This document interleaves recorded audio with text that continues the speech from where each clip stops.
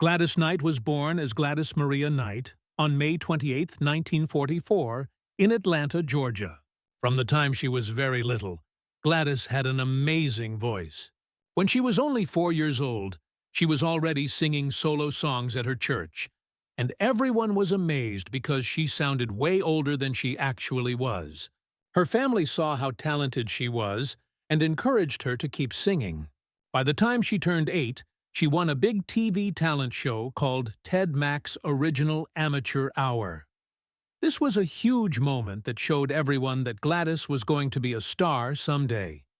In the 1950s, Gladys teamed up with her brothers, sisters, and cousins to form a music group called the Pips.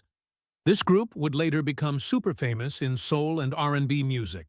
The original members were Gladys, her brother Merrill Bubba Knight, and her cousins Edward Patton and William Guest. Over time, they got really good at performing together. They created a special sound by mixing Gladys's powerful, emotional singing with beautiful harmonies and cool dance moves.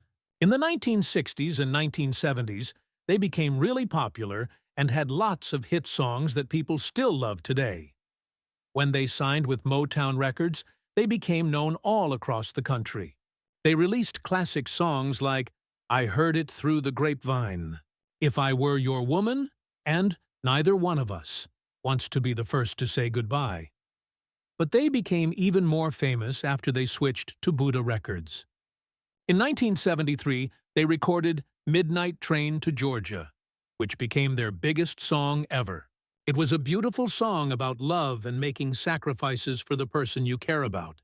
The song went all the way to #1 on the Billboard Hot 100 chart, and they even won a Grammy Award for it. This made them music legends.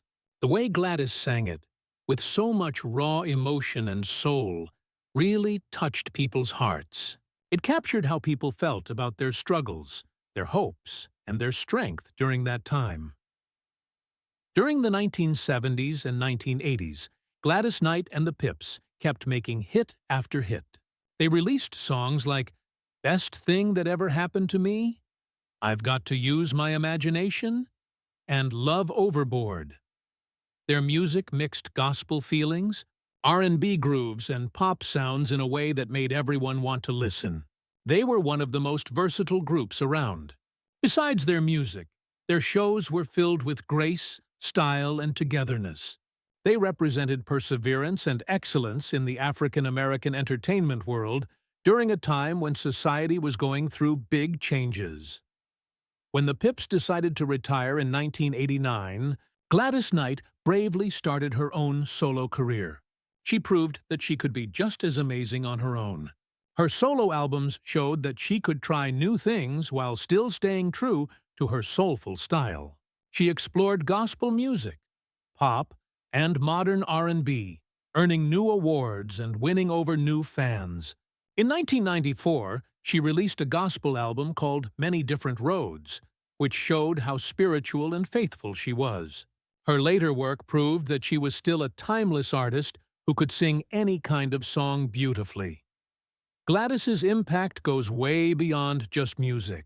She has been on TV shows and in movies, including roles in Pipe Dreams and Tyler Perry's I Can Do Bad All by Myself. She's also been a guest on many talk shows and award shows. Her grace, humility, and strength have made her not just a star, but a respected elder in the entertainment world. Because of her amazing career, she and the Pips were inducted into the Rock and Roll Hall of Fame in 1996.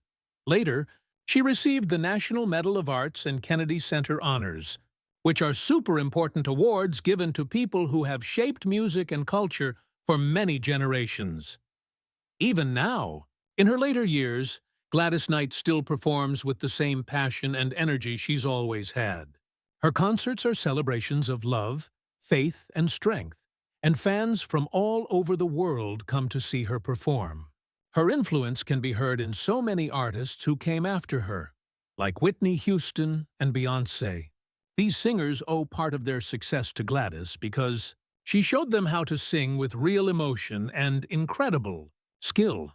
Gladys Knight's personal life has been just as full of ups and downs as her amazing music career. Over the years, she has experienced both happiness and heartbreak through love, marriage, and loss. Each part of her life has made her the strong and wise woman she is today. She has been married 4 times, and her journey shows not only how resilient she is as a woman, but also how strong her faith is, how deeply she feels things, and how she never stops believing in life and love. Her first marriage was to James Newman. She married him in 1960 when she was still a teenager, right at the beginning of her career. Back then, Gladys was trying to balance being a young wife and soon-to-be mother while also becoming a famous singer. Newman was her high school sweetheart, and their relationship started with lots of hope and young love. Together, they had 2 children, James Newman III and Kenya Newman.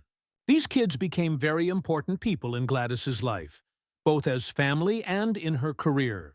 But as Gladys became more famous with Gladys Knight and the Pips, the pressure of being in show business and spending so much time apart started to hurt their marriage. Newman also struggled with drug addiction, which made their relationship even more unstable. Gladys, who was devoted to being both a mom and a performer, found herself having to carry most of the emotional and financial burden of the family. By 1973, after 13 years of marriage, they got divorced, ending a marriage that had both deep love and serious problems. Even though it was painful, Gladys has often talked about that time with understanding and kindness, saying it taught her a lot about being strong and about what real love means. The next year, in 1974, Knight married Barry Hankerson. He was a music producer and businessman who later became well known as the founder of Blackground Records. He was also the uncle of the late R&B singer Aaliyah. At first, their relationship was full of creative energy and big dreams. Both of them worked in the music industry and understood what it was like to deal with fame and all the challenges that came with it. Together, they had a son named Shanga Hankerson. Years later, Shanga opened a chain of soul food restaurants called Gladys Knight's Chicken and Waffles to honor his mother's legacy.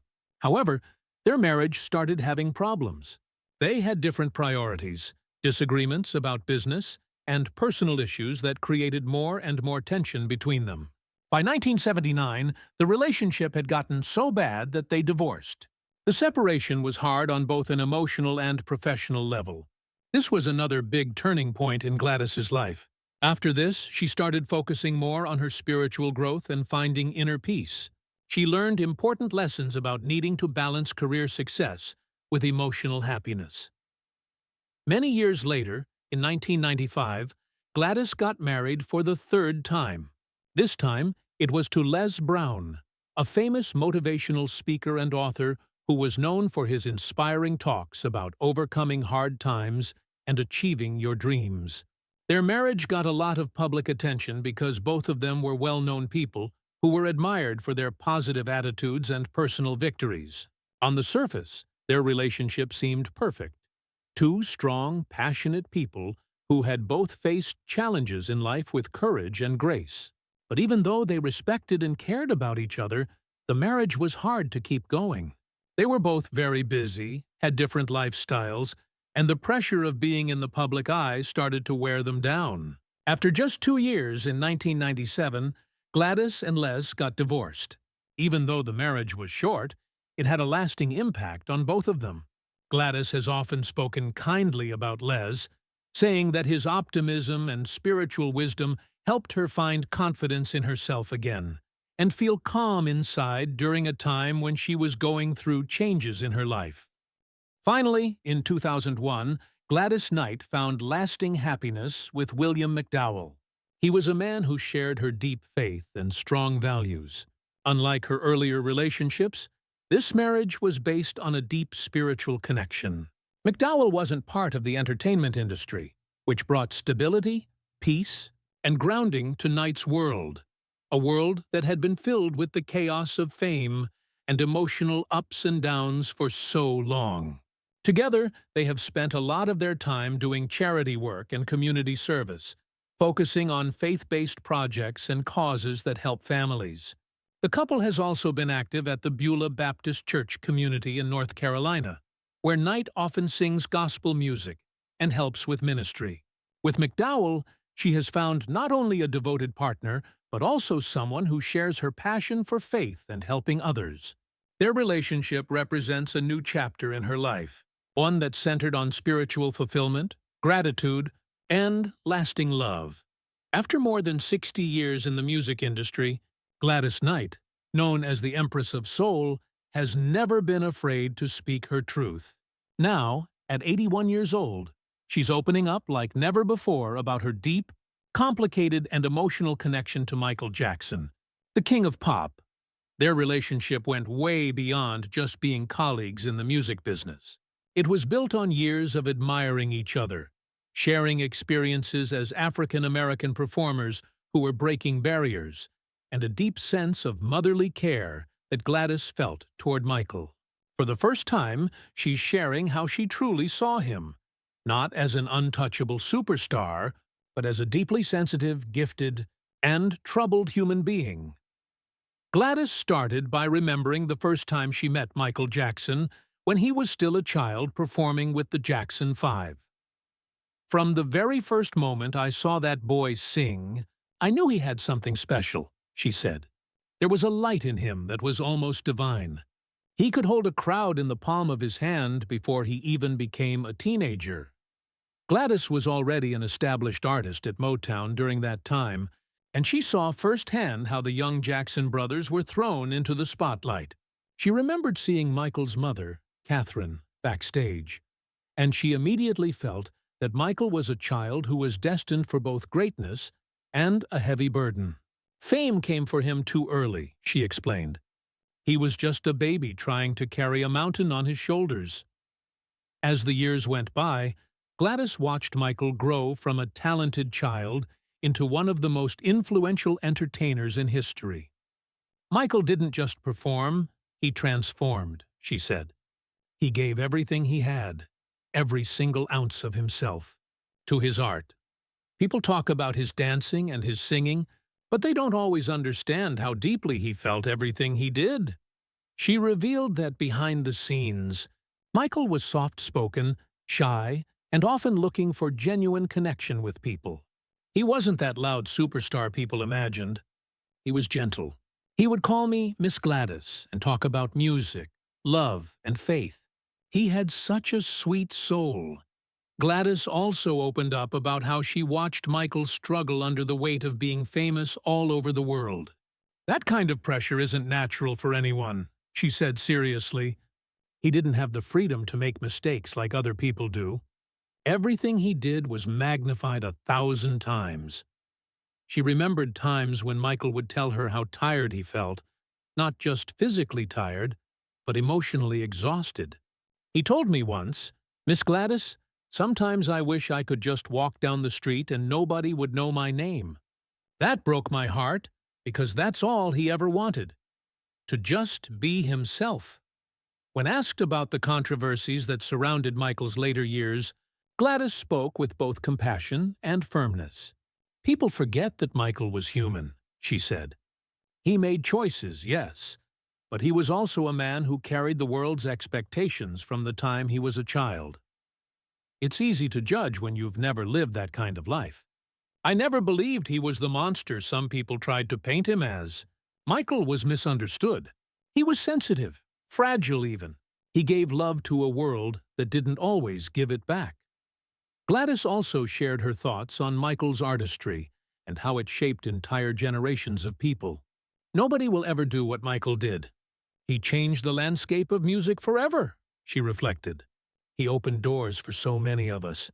His creativity, his vision, that was pure genius, and it came from a place of deep emotion. Every note he sang had a story behind it." She paused for a moment, then added, "People think of him as a legend, and he was, but to me, he'll always be that little boy from Gary, Indiana, with stars in his eyes, even many years after his death." Gladys admits that she still feels his spirit around her. "Sometimes when I perform, I feel him," she said softly. "It's like he's right there watching, smiling. I know he's at peace now, finally free from all the noise of this world." Her voice shook a little as she continued, "Michael gave us his heart. He gave us his joy, and in return, we owe him our understanding. We owe him kindness." In her later years, Gladys has become like a guardian of musical memory, one of the few remaining artists who personally knew so many of the greats. She sees her reflections not as gossip or shocking revelations, but as a tribute. "I'm not telling my truth to stir things up," she said. "I'm telling it because Michael deserves to be remembered as the beautiful soul he was. I love that boy, truly, and I miss him every single day." Her words serve as both a eulogy and a reminder of the heavy price that comes with fame. Gladys Knight, who has gone through her own struggles in the spotlight, understands the price that artists like Michael Jackson paid for their greatness. "We all wanted a piece of him," she said finally. "But what he needed most was peace. I hope he has that now." In 2009, Knight sang "His Eye is on the Sparrow" and the Lord's Prayer at the funeral service for Michael Jackson. It was her way of honoring him one last time. In her honesty, Gladys Knight captures something rare. Not just the truth about Michael Jackson's life, but the humanity behind the myth. Her reflections remind the world that beneath all the glitter, the moonwalks, and the record-breaking achievements, Michael was a man who just wanted to be loved for who he truly was.